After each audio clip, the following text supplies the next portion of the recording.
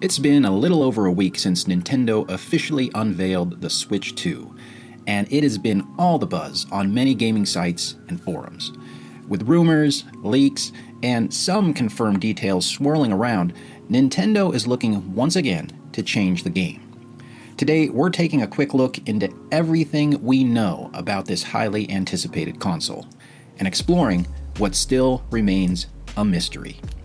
We're going to cover everything from pricing and design to performance, and even some of the big unanswered questions. Let's get into it.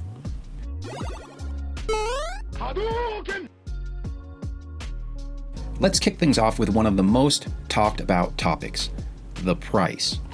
Rumors suggest that the Switch 2 could launch at $449.99.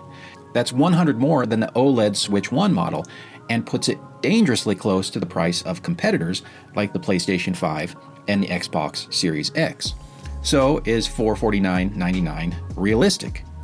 Nintendo has always prioritized affordability to reach a broad audience from casual gamers to families.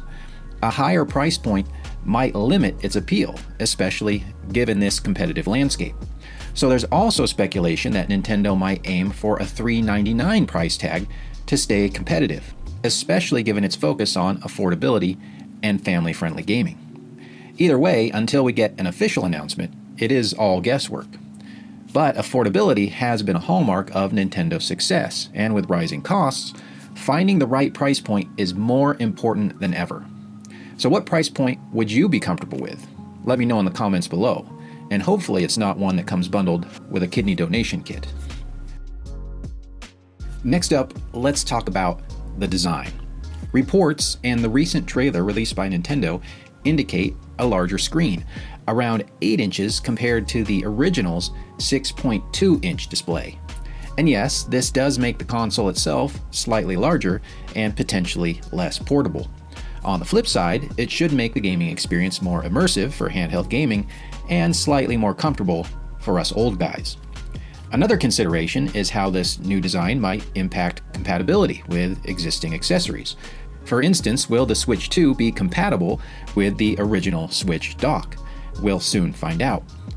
Now, one detail that's sparking conversation is the size of the bezels around the screen. Compared to the OLED model of the original Switch, which introduced thinner bezels to maximize screen real estate, the Switch 2's bezels appear to be a point of contention. Some fans were hoping for a sleeker, edge-to-edge display to give the console a more modern feel. Others worry that retaining thicker bezels could make the design feel outdated, especially when compared to other handhelds that are currently on the market. Now, bezels might not make or break the experience, but they're definitely part of the aesthetic appeal. One intriguing upgrade appears to be to the Joy-Con controllers. Reports are suggesting that they sport a new magnetic attachment system, replacing the original rail mechanism. This could mean more durability and less wobble, something fans have complained about for years. Improved durability might also address concerns about wear and tear over long-term use, especially for gamers who frequently use their consoles in handheld mode.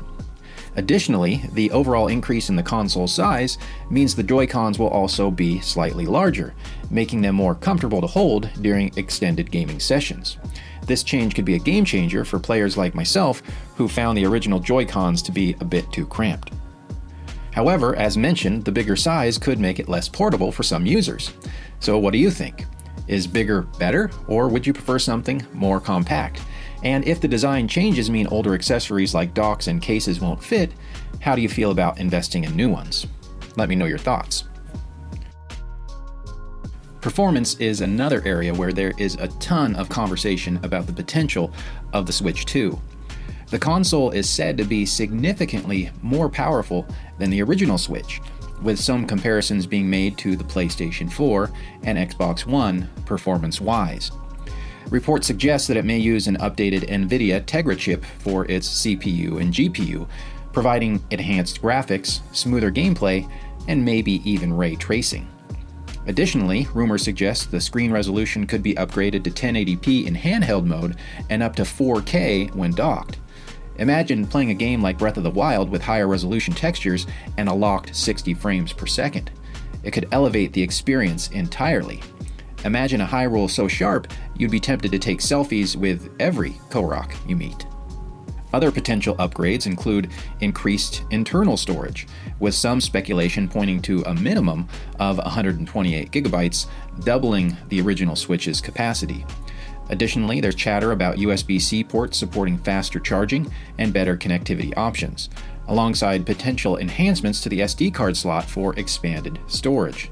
All of these features would cater to modern gaming needs and help future-proof the console. But with greater power comes greater responsibility. Will this rumored leap be enough to satisfy gamers in a post-Steam Deck world?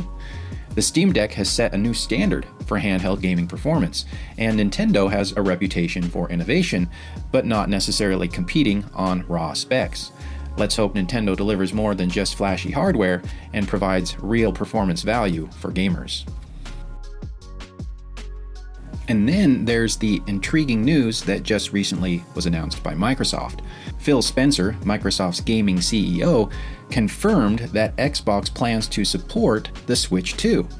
This likely means that we'll see more cross-platform titles, and maybe even some Xbox exclusives being ported over to Nintendo's ecosystem. Imagine playing games like Forza or Halo on the Switch 2. Would this partnership help Nintendo bridge the gap with other consoles? It's an intriguing possibility, especially for gamers who want the best of both worlds. And let's not forget, it has happened before between Nintendo and Sega. Now let's talk about what we don't know. Alright, I'm not fooling anyone. Most of this video has been about what we don't know. Up to this point, Nintendo has only released a 2-minute video that really didn't reveal a whole lot. We should learn a lot more during the Nintendo Direct scheduled for April 2nd. So let's address a few more burning questions. How about backward compatibility? That's still a question mark. Nintendo indicated that some Switch games will carry over. But what does that mean? Will this be most of the current library, or only a select few? Will I be able to sell my Switch 1 after purchasing a Switch 2, or will I need to keep it to play some of those non-compatible games? Another big question related to the games themselves is what exclusive titles will Nintendo launch with the system? Strong first-party games have always been a major selling point for Nintendo consoles. It does look like a new Mario Kart is on the horizon, but could we see the next Mario or Metroid game as a launch title? That would certainly up the must-have level on launch day. And of course, how will Nintendo address things like durability and stock shortages, like the Joy-Con drift issues with the original Switch, or the supply shortages of the Switch OLED model? Fans are understandably cautious given these past experiences, so how Nintendo handles them could make or break the console's early success. From pricing rumors to performance leaps, the Nintendo Switch 2 has us all excited and curious. But now I want to hear from you. What's your most anticipated feature, and what concerns you the most? Let me know in the comments below. And if you enjoyed this content, you know what to do. Thanks for watching, and happy gaming, my friends.